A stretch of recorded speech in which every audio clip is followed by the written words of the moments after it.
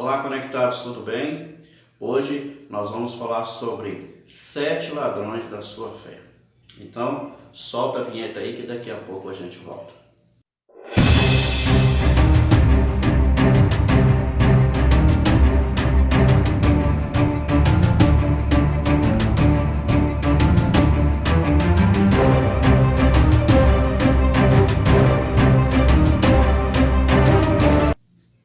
Olá, tudo bem? Eu sou o pastor Stuart e você está no meu canal Conectados com Cristo. Desde já quero te pedir que você possa curtir o nosso vídeo, compartilhar e se você ainda não é inscrito no nosso canal, que você possa se inscrever, ativar o sininho de notificações para não ficar sem nenhum vídeo. Nos ajude a levar o Evangelho, nos ajude a proclamar o ID de Jesus. Amém? Contamos com você. Então, só se inscrever aqui embaixo, onde está inscrito, aí você se inscreve no botão vermelhinho, ok? Contamos com a sua ajuda. Hoje eu quero falar sobre 7 ladrões da nossa fé. Nós estamos vivendo um tempo difícil, um tempo de pandemia, e é comum algumas coisas roubarem a fé da pessoa e a pessoa muitas vezes se sentir ali, né? Para onde foi a minha fé? O que aconteceu? E nós vamos ver que pode estar acontecendo algum dessas coisas que eu vou falar com você. Então a primeira delas que eu quero que você veja na palavra de Deus é o medo.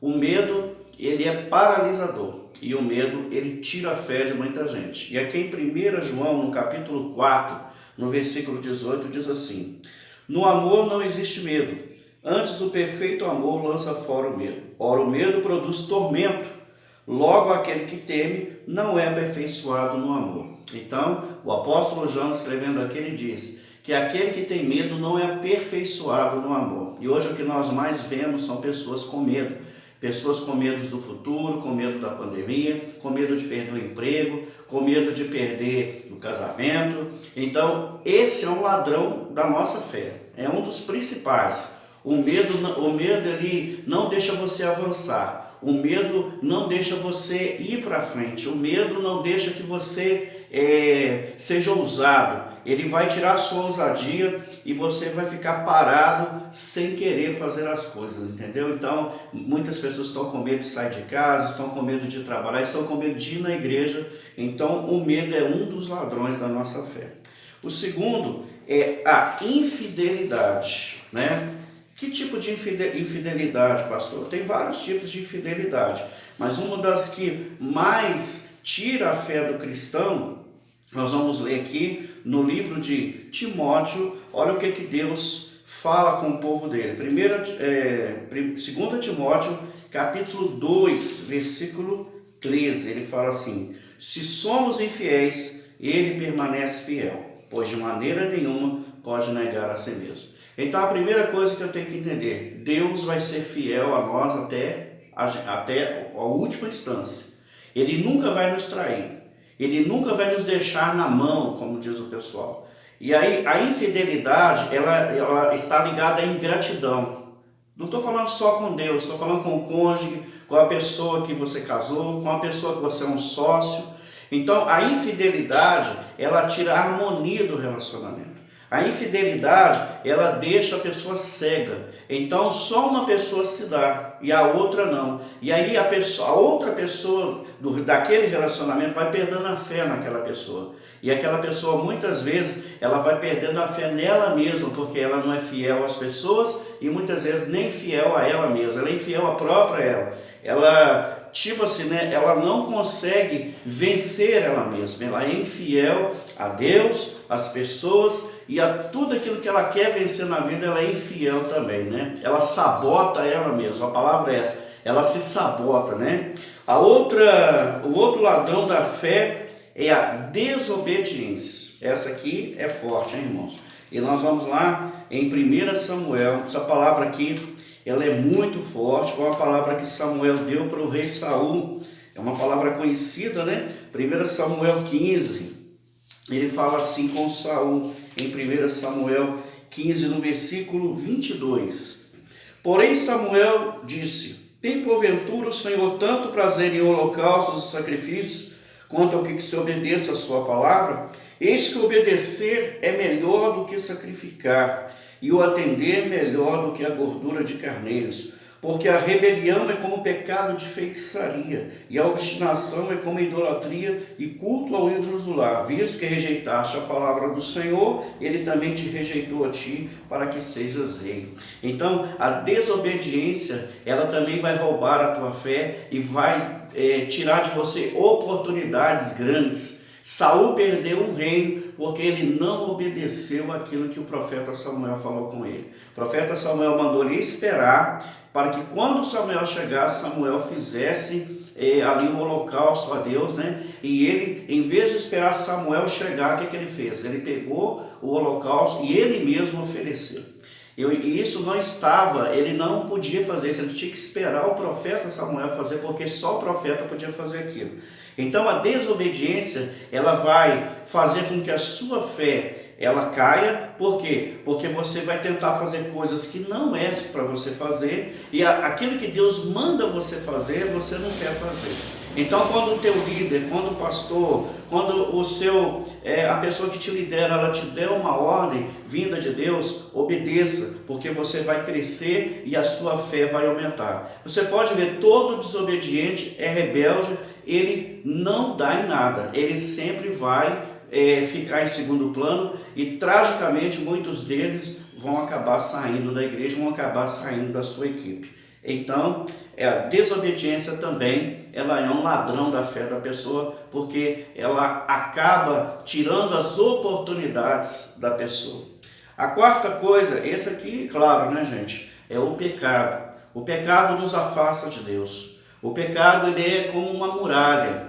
Ele tira de nós a ousadia de nós orarmos, de nós entrarmos na presença de Deus. O pecado, seja ele de qual maneira, seja um pecado de prostituição, um pecado de adultério, um pecado de fornicação, um pecado de roubo, um pecado de falar mal dos outros, de pensar mal, de desejar mal, de invejar as pessoas, ele vai nos tirar da presença de Deus, ele vai quebrar a nossa comunhão com Deus. Então, o pecado, ele vai fazer com que a sua fé, ela caia.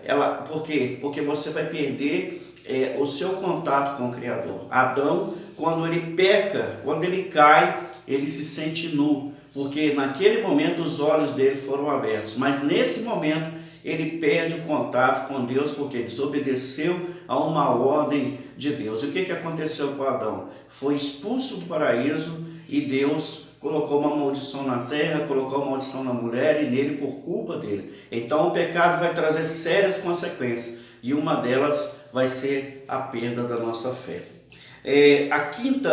O quinto ladrão que rouba a nossa fé é a mentira. A mentira, pastor, sim, porque é a única coisa que o diabo criou. Lá em João 8,44, Jesus diz que o diabo é o pai da mentira. Então, todo aquele que pratica mentira é filho do diabo. A pessoa que mente, ela não tem como ela ter fé no coração, porque ela sempre vai usar a mentira para se dar bem. Ela sempre vai usar a mentira para sair das consequências do próprio pecado dela. Ela nunca vai conseguir dizer a verdade, porque quando nós falamos a verdade, muitas vezes nós temos que arcar com as consequências daqueles que falamos. E as pessoas que mentem muito, eles não querem arcar com as consequências, eles querem viver uma vida de mentiras. E eles mentem tanto que acabam acreditando naquilo que eles mesmos mentem. E Apocalipse capítulo 21, 8 fala que o lugar dos mentirosos é no lago que arde com fogo e enxofre.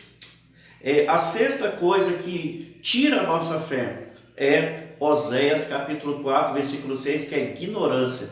Deus fala assim: o meu povo perece porque lhe falta o conhecimento. Tudo que eu não conheço, tudo que eu estou na ignorância, eu estou em trevas, muitas vezes o diabo ele vai tirar de nós, porque nós não conhecemos aquilo que podemos fazer.